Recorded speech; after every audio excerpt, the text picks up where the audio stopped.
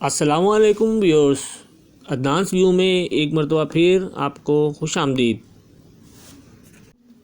میری آج کی ویڈیو میں ایک ایسے شخص کی کہانی ہے جس نے دنیا کو جنگ کی آگ میں دھکیلا اور لاکھوں لوگوں کی موت کا ذمہ دار بنا اور تاریخ میں ہمیشہ کے لیے خوفناک کردار بن گیا۔ یہ کہانی ہے ایڈولف ہٹلر کی۔ ایڈولف ہٹلر کی پیدائش زندگی 20 اپریل 1889 کو آسٹریا میں شروع ہوتی ہے۔ وہ ایک چھوٹے سے شہر براناؤ نام میں پیدا ہوا۔ اس کے والد ایک سخت غیر انسان تھے۔ وہ اپنی ماں کے بہت قریب تھا۔ ہٹلر کا خواب تھا کہ وہ ایک مصور بنے، لیکن ویانا کی آرٹ اکیڈمی نے اسے 2 بار مسترد کیا جب اس کے اندر مایوسی اور غصے نے جنم لیا۔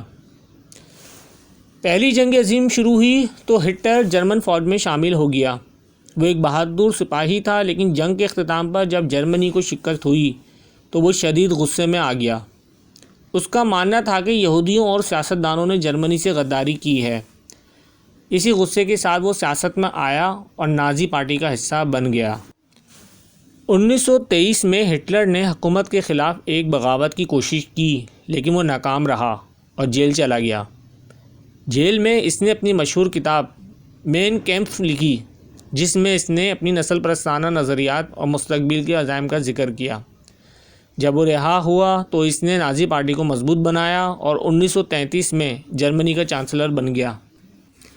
اقتدار میں آ کر ہٹلر نے جرمنی کو ایک جنگی مشین میں بدل دیا۔ اس نے پولینڈ پر حملہ کیا، جس کے بعد دوسری جنگ عظیم کا آغاز ہوا۔ وہ پورے یورپ پر قبضہ کرنا چاہتا تھا، لیکن اس کے نظریات صرف جنگ تک محدود نہیں تھے۔ اس نے یہودیوں، کمیونسٹوں اور اپنے مخالفین کو تباہ کرنے کا منصوبہ بنایا، جسے انسانی تاریخ کی سب سے بڑی نسل کشی کہا جاتا ہے۔ شروعات میں تو ہٹلر کو کئی کامیابیاں ملیں، لیکن جب اس نے سوویت یونین پر حملہ کیا تو صورتحال بدل گئی۔ 1945 تک اتحادیہ فوج نے جرمنی کو چاروں طرف سے گھیر لیا۔ 30 اپریل 1945 کو جب روسی فوج برلن میں داخل ہو رہی تھی، جو اس وقت کی ریڈ آرمی کہلاتی تھی، ہٹلر نے خفیہ بنکر میں اپنی سابق گرل فرینڈ سے شادی کی اور پھر اسی بنکر میں خودکشی کر لی۔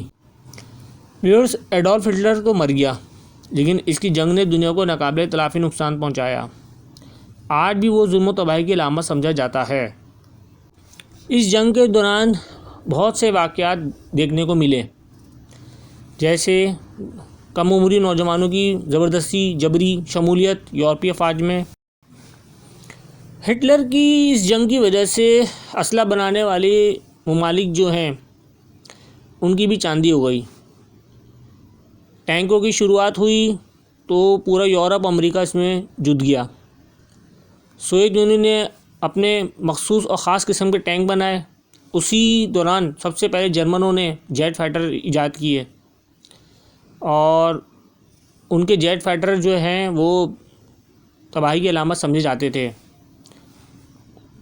جرمنی کے الائز ممالک میں ترکی، اٹلی اور جاپان شامل تھے، اور جاپان نے انہی طیاروں کی مدد سے پرل ہاربر پر حملہ بولا تھا، جس کے جواب میں امریکہ نے ناگاساکی اور ہیروشیما پر لٹل بوائے اور فیٹ مین جیسے ایٹم بم گرائے۔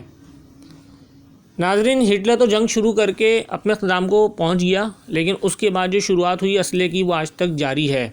ہٹلر کا قول تھا کہ کوئی کام کرنے سے پہلے ہزاروں مرتبہ سوچو، لیکن جب کام کرنے کی ٹھان لو تو پیچھے مت ہٹو۔ ایک اور رزلٹ ہمیں یہ ملتا ہے کہ جنگ ہمیشہ، چاہے وہ کتنی ہی بڑی کیوں نہ ہو، ندامت پہ، سرنڈر پہ ہی ختم ہوتی ہے، اور کسی بھی مسئلے کا حل جنگ نہیں ہے، سوائے یہ جنگ کئی ہزاروں انسانوں اور فوجیوں کے قتل کا باعث بنتی ہے، اور ملک بھی معاشی طور پر کمزور ہوتا ہے۔ یہ جنگ کئی ملکوں کے ٹوٹ جانے کا سبب بھی بنی ہے۔ ناظرین، نیکسٹ ویڈیو تک کے لیے اللہ حافظ۔